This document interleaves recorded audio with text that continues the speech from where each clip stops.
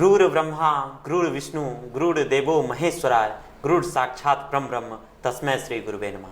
नमस्कार। केवी स्टूडियो के इस खास मुहिम कहता बेगूसराय बढ़ता बेगूसराय में आप तमाम दर्शकों का मैं कवि नीलेश हार्दिक अभिनंदन करता हूं, स्वागत करता हूं, वंदन करता हूं और खैर मकदम करता हूं। मैं आज उस महापुरुष से आपको मिलवा रहा हूं जो गुरु के रूप में बेगूसराय में बहुत सारे शिक्षकों को इन्होंने ज्ञान दिया है। बहुत सारे छात्र आज बहुत अच्छी पदों पर हैं, इनके सिखाए हुए छात्र। हम जानते हैं राजेंद्र नारायण सर से उनकी जिंदगी की कहानी, उनकी जुबानी। नमस्कार सर। खुश रहिए। सर, आपने अध्यापन का काम कब से प्रारंभ किया?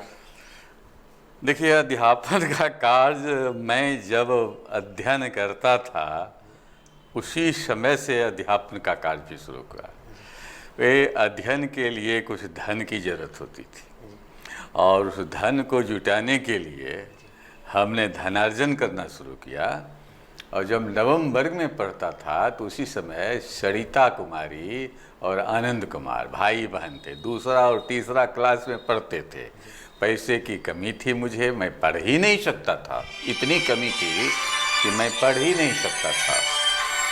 तो दिमाग में शिक्षा के प्रति लगाव और गार्जियन जो आरएमएस में काम करते थे उसके पिताजी, उन्होंने मुझे समझा, मुझे परखा और दोनों बच्चे बच्ची को मेरे जिम्मे लगाया। 8 रुपये प्रति माह, उस समय 8 रुपये प्रति माह वे दिया करते थे और उसी पैसे से हम पढ़ाई शुरू, 9th क्लास से हम पढ़ाई शुरू की।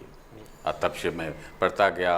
आगे जैसे जैसे क्लास बढ़ते गए फिर ट्यूशन की संख्या भी बढ़ती गई, आमदनी भी मेरी बढ़ती चली गई, उत्साह भी मेरा बढ़ता चला गया और शिक्षा के प्रति लगाव भी मेरा बढ़ता चला गया और समाज से हमें प्रेरणाएं भी मिलती रही, सहयोग मिला समाज से, तभी तो हम आगे बढ़ते रहे। और ख़ास करके जब उच्च विद्यालय में मैं जब पहुंचा, चमड़िया हाई स्कूल जो RKC नाम से प्रसिद्ध है, वहाँ हमारे गुरुदेव गंगोत्री बाबू और चंद्र शर्मा, ये 2 आदमी नियरेस्ट हमारे ऐसे गुरुदेव निकल गए जिनके हम कायल हैं। हर तरह से तन मन और धन जिसे कहते हैं, उससे उन्होंने मेरी मदद की, प्रोत्साहित किया। और आज हम आपके सामने आगे रिटायर्ड होने के बाद कई संस्थाओं में मैं APSM कॉलेज बरौनी में भी रहा, पॉलिटेक्निक बरौनी में भी रहा, Chamaria high school, collegiate high school, BP high school, ओमर वालका high school, Samartha high school, इन तमाम बड़े बड़े विद्यालयों और कॉलेजों में मैं रहा। और शुरुआती दौर में 4 महीना के लिए मध्य विद्यालय में भी रहा था। ये लंबा सफ़र मेरा रहा शैक्षिक दृष्टिकोण से, और हर जगह मुझे प्रोत्साहन ही मिला, आगे बढ़ने का मौका लोगों ने दिया।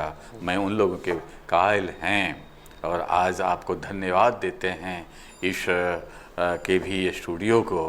और आप हमारे शिष्य भी रहे हैं नीलेश जी, आपके प्रति भी मेरी श्रद्धा है और शुभकामनाएं हैं कि आप इस काम को कर रहे हैं।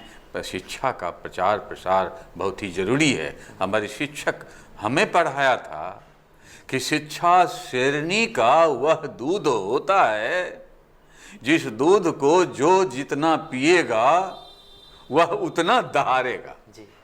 ये हमें चुभ गया था, और जो जब कुछ चुभता है तो कुछ करने का मन करता है, इसलिए मैं शिक्षा से जुड़ गया। सर, आप कॉलेजिएट में बहुत दिन तक रहे, वहाँ पर कैसा रहा आपका? कॉलेजिएट में मैं आया 2000 ईस्वी में, और वहाँ एक संघर्षमय जीवन मुझे बिताना पड़ा। लेकिन जो व्यक्ति सत्य होता है, सच होता है, सत्य के मार्ग पर चलना चाहता है, उसे कोई कुछ बिगाड़ नहीं सकता है।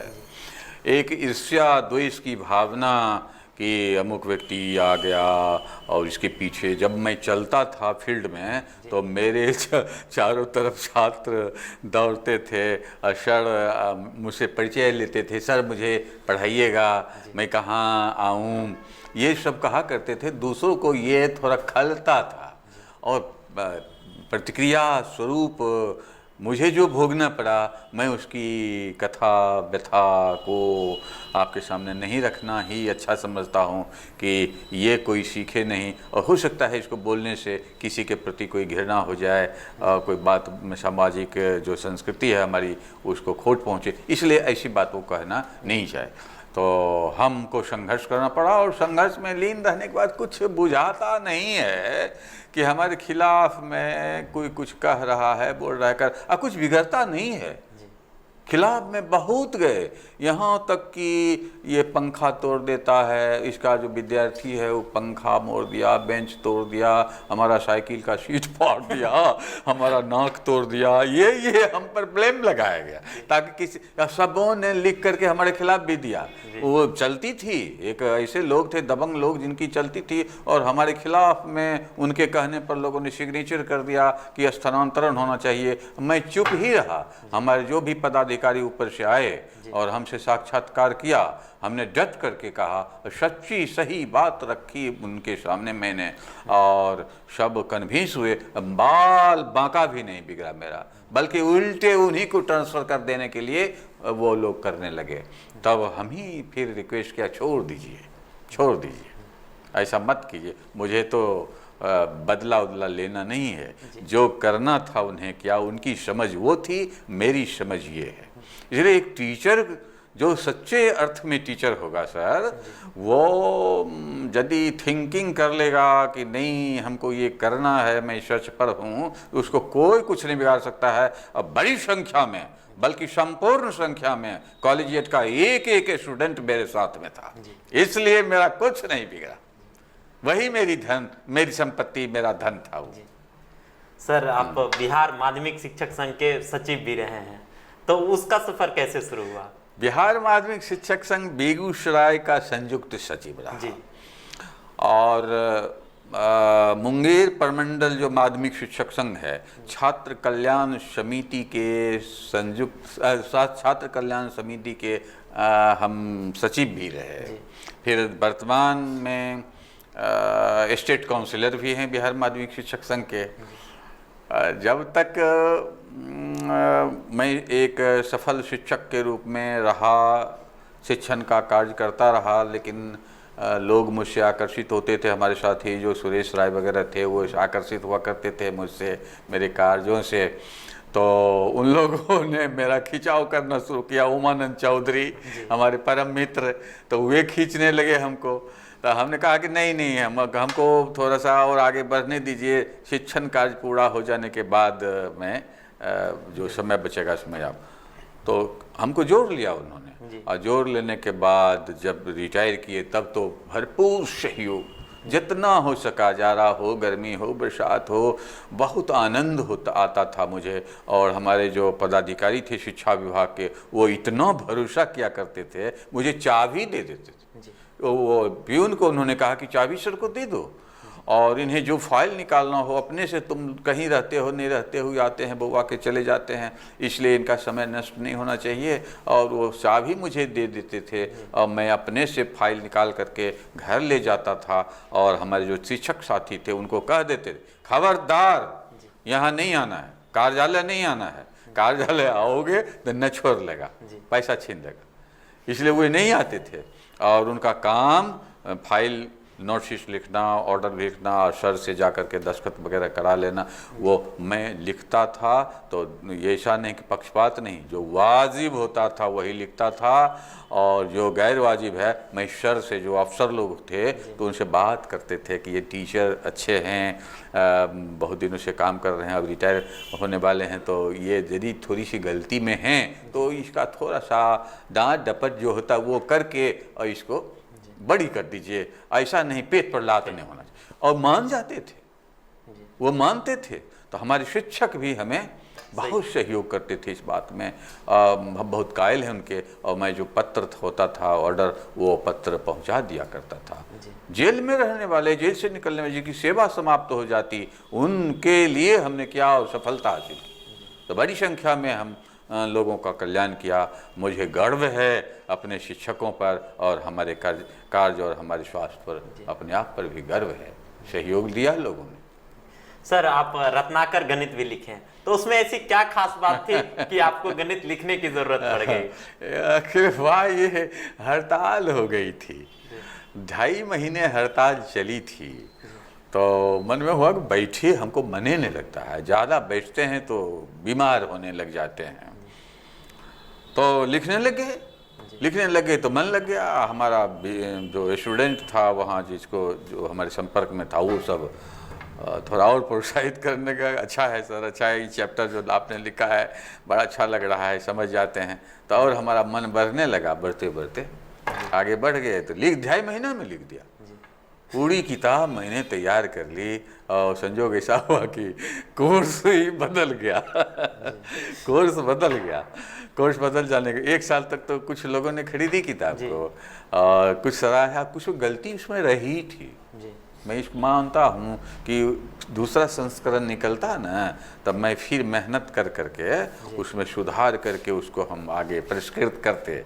लेकिन तब तक मैं कोर्स बदल गया, दूसरी किताब, दूसरा सिलेबस वगैरह आ गया, फिर हिम्मत नहीं हुई, लिखने की हिम्मत नहीं हुई। सर, आप अगर कहें तो आपकी जिंदगी बहुत सामाजिक रही है, तो कोई ऐसी यादें जो बहुत याद आती हों अभी भी अपनी जिंदगी की? जिंदगी में चूँकि संघर्षशील मैं रहा, कहीं देखा नहीं, लेकिन वो जीवन जिस समय मुझे APSM कॉलेज बड़ौनी से हटा दिया गया, यह समझकर हटा दिया गया कि यह कम्युनिस्ट पार्टी का आदमी है और कम्युनिस्ट का प्रचार प्रसार किया करता है, जबकि प्रचार प्रसार करने का तौर तरीका हमारा था, अपना विचारधारा हमारी थी, तो ये इसको कोई छीन कैसे लेता। लेकिन मैं किसी का दिल नहीं दुखाता था, समूह का मान सम्मान जैसा होता था वो करते थे। लेकिन विश्वनाथ श्री शर्मा का वो कॉलेज था, APSM कॉलेज, और हमारे डॉक्टर आनंद नारायण शर्मा, चूँकि मैं हिंदी के प्रति अभिरुचि मेरी थी, सुंदर बोलना, शुद्ध बोलना, ये उन्होंने सिखाया था, डॉक्टर आनंद नारायण शर्मा ने सिखाया था, और आनंद नारायण शर्मा ने ही हमें वहाँ रखा भी था। लेकिन वे जानते नहीं थे कि ये जुड़ा हुआ किसी पार्टी वगैरह से है वगैरह।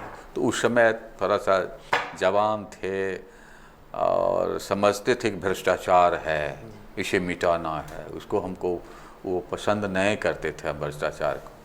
तो थोड़ा बहुत करते थे गड़बड़, मतलब बोल देते थे किसी किसी के खिलाफ में, जो बातें चली जाती थी वहाँ तक। तो वो हम पर कुपित हो गए, वो हटाया गया। तो हटा देने के बाद भीतर से बहुत सदमा है कि हमें गलती, बहुत बड़ी गलती हो गई, तब तो ये अब कहाँ जाएं, क्या करें।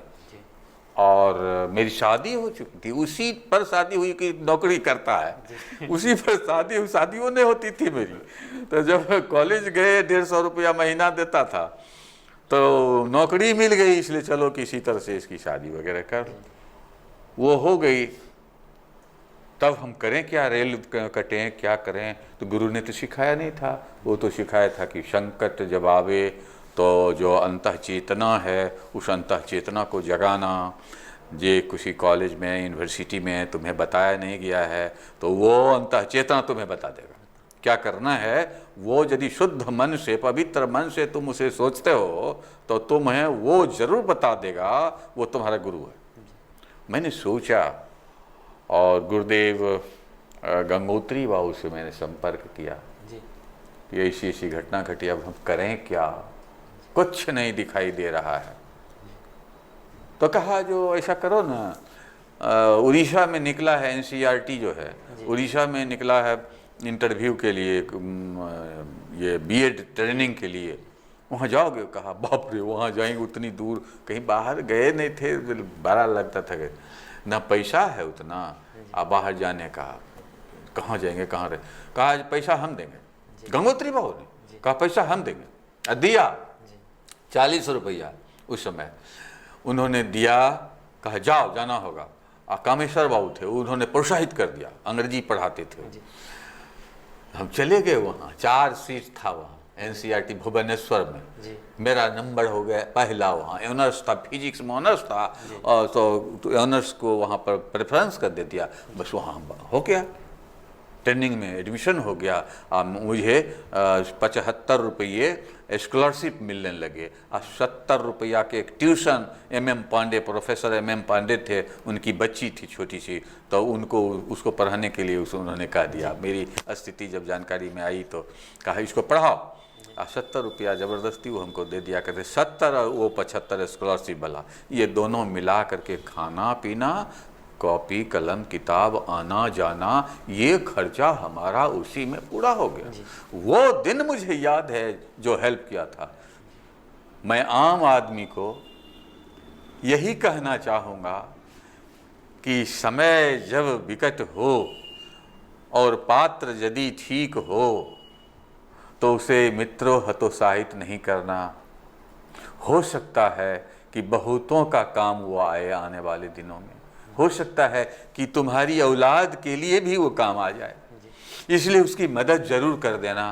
विपत्ति के समय में हमें जीवन का वह क्षण याद है जब मुझे कॉलेज से जबरन हटा दिया गया था। सर यूँ तो आपने बहुत सारे शिष्य, आपके बहुत बड़े ओहदे पर हैं, लेकिन अगर पूछा जाए कि आपके बच्चे अभी कहाँ कहाँ पर? सब हमारे बच्चे हैं, आप भी हमारे बच्चे हैं। हमको बड़ी खुशी होती, बहुत खुशी होती है। कुछ बच्चे जो हमसे नहीं बन पाए होंगे, अब तो हमको नहीं आता है मिलने के लिए, तो नहीं क्या पता जब क्या कौन बनाने, लेकिन अधिकांश फोन घनघनाते रहता है, जो वहाँ पूरे इंडिया में और बाहर भी है, अमेरिका में है, रशिया में भी है, मॉस्को में, तो वहाँ से फ़ोन घनघनाते रहता है। तो हमारे बच्चे तो बहुत जगह हैं, बहुत ऊंचे ऊंचे ओहदे पर हैं। SP जो रुपेश है आपका, रुपेश रामज्ञा जी का लड़का, वो 9th क्लास में मेरे यहाँ जाया करता था, बहुत कमज़ोर, 9वीं और 10वीं दोनों वर्गों में मेरे यहाँ ही पढ़ा, और उसके पिता बहुत उद्यमी थे, जाया आया करते थे। और मुझे थोड़ा सा ध्यान दीजिएगा कि तो वो कहा करते थे, तो उस समय मुझे यह नहीं लगा था कि इतना ऊंचा बढ़ेगा, लेकिन वो रोज़ रोज़ जाता। मैं उनको यही कह दिया था कि रोज़ रोज़ जो आएगा, अब मेरी बात को केवल सुनेगा, वो ज़रूर अच्छा करेगा, वो 70 to 80% के बीच में रहेगा। वैसा ही हुआ और बना। मेरा लड़का accounts officer, divisional accounts officer, बड़ा लड़का जो है मुंबई में है, औरंगाबाद मुंबई में डिविजनल अकाउंट्स ऑफिसर में है, बहुत अच्छा है वो। दूसरा वाला जो है सो सीनियर मैनेजर, जो मैकेनिकल इंजीनियर के गया था, NTPC बाढ़ में था, ये 2 दिन पहले होता है, उसका ट्रांसफ़र होगा, 10 तारीख को जा कर के ज्वाइन किया है वहाँ विंध्याचल में जा कर के, सीनियर मैनेजर के रूप में है। और तीसरा लड़का कर्नल है जो आपको मुंबई में है। 3 ही बच्चे हैं, बच्ची नहीं है। बच्ची के रूप में साढ़ू की बेटी को मैंने रखा था, तो उसको मात्र साढ़ू को एक ही लड़की थी, और साढ़ू और साली मेरी थी नहीं, मुझे ही पालना पोसना पड़ा, मुझे ही शादी करनी पड़ी। तो उसको शादी वगैरह करके ट्रेनिंग, नर्सिंग का ट्रेनिंग कर दिए हैं, अभी बहाली नहीं हुई है। तो ये हमारे परिवार की, मेरी पत्नी A ग्रेड स्टाफ नर्स में रही है, रिटायर कर गई, मैं भी रिटायर कर चुका हूँ। तो अभी घर पर दोनों जीव हम रहते हैं। बाद तीनों बच्चे बाहर रहते हैं, पोती छोटी छोटी है, वो दोनों को हम रखे हुए हैं पढ़ाने के लिए, वो अभी है यहीं। सर एक गुरु के रूप में, एक मार्गदर्शक के रूप में अपने शिष्यों को क्या बताना चाहेंगे, क्या शिक्षा देना चाहेंगे? हाँ नीलेश जी, बहुत जरूरी है संस्कृति। बाबू संस्कृति मत तोड़ना, बड़ों का आदर, छोटों के प्रति प्रेम स्नेह प्यार और राष्ट्र के प्रति समर्पण, ये इसको जहाँ भूलोगे कहीं का नहीं रहोगे। आज संस्कृति हमारी दर्द से कराह रही है।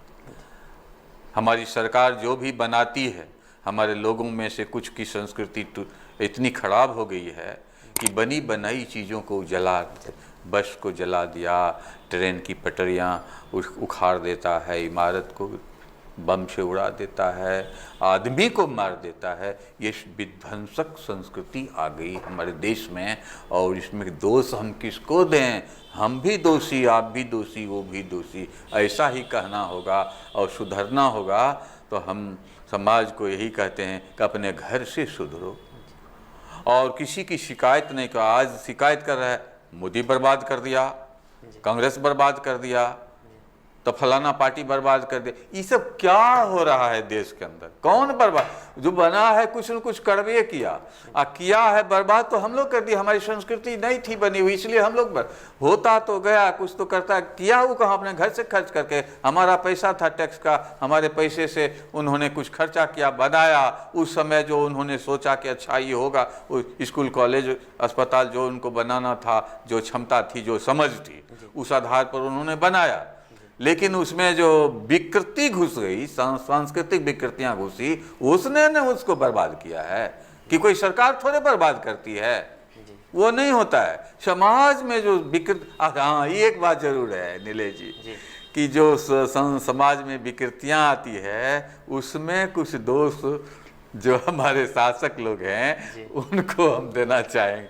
वो अपना उल्लू सीधा करने के लिए गुंडों को, चोरों को, पियक्करों को एक ग्रुप बनाते हैं, उसको पैसा देते हैं और पैसा दे करके वोट लूटते हैं। ये बहुत खतरनाक, यही तो विकृत संस्कृति हो गई। आज स्थिति ऐसी हो गई है कि हम कहते हैं फलाना चोर है, तो कहता कौन चोर नहीं है? वो जवाब देता है कौन, बता दीजिए कौन चोर नहीं है। अब लीजिए, कब सही बोलता है वो, कौन चोर नहीं है? सबको सब चोर है। ये हो गया, कैसे सुधरेगा? ये सोचना पड़ेगा। ये मिल बैठ करके सोचेंगे तब एक बात निकालेंगे। तो कहेंगे आपको हम अकेले कुछ भी कह देंगे, नहीं मानेगा लोग, नहीं मानेगा। इसलिए सामूहिक एक सोच लेकर के चलना पड़ेगा इंडिया के लिए। हमारा देश बहुत अच्छा देश है और इसको चाहेंगे तो हम लोग बहुत आगे बढ़ा सकते हैं। सर, आपको केवी स्टूडियो में आके कैसा लगा? अरे बहुत पहली बार हम आए यहाँ। ऐसे कई स्टूडियो में हमें बुलाया गया, हमारे दरवाजे पर भी पटना से भी लोग आते रहते हैं। लोग आते नहीं रहते हैं, एक बार आए थे तो बहुत अच्छा लगा था। और यहाँ तो हम जानते नहीं थे और आपने बुलाया, हम अपने आप को सौभाग्यशाली समझते हैं। और रोशन डॉक्टर है जी, ये डॉक्टर रोशन का नाम डॉक्टरी के क्षेत्र में भी हमको बहुत लोग उनको अप्रिशिएट करते हैं, अच्छा समझते हैं। और उन्होंने जो ये खोला है, ये संचालित किया है, हम उनके प्रति कृत्य हो रहे हैं। और हम शुभकामनाएं देते हैं कि आगे आने वाले दिनों में ये स्टूडियो बहुत फ्लॉरिश करेगा, बहुत आगे बढ़ेगा। एक लोकप्रिय जिसे कहते हैं, वो लोकप्रिय के रूप प्रियता इसकी हासिल होगी। बहुत से लोग जुड़ेंगे इसमें। और चूँकि निष्पक्षता है यहाँ और समाज के प्रति आप कुछ दान दे रहे हैं, कर रहे हैं, समाज सुधार के लिए आप आगे बढ़ा रहे हैं इसको, इसलिए हमें इसके प्रति शुभकामनाएं हैं। और आने वाले दिनों में ये बढ़े, फूले, फले, हम इसकी आशा करते हैं, ईश्वर से प्रार्थना करते हैं। सर, यह मेरा सौभाग्य था और केवी स्टूडियो का भी सौभाग्य था कि आपके चरण हमारे स्टूडियो तक पड़े। ये मेरे लिए गर्व की बात थी। आप आए, बहुत बहुत धन्यवाद इसके लिए सर।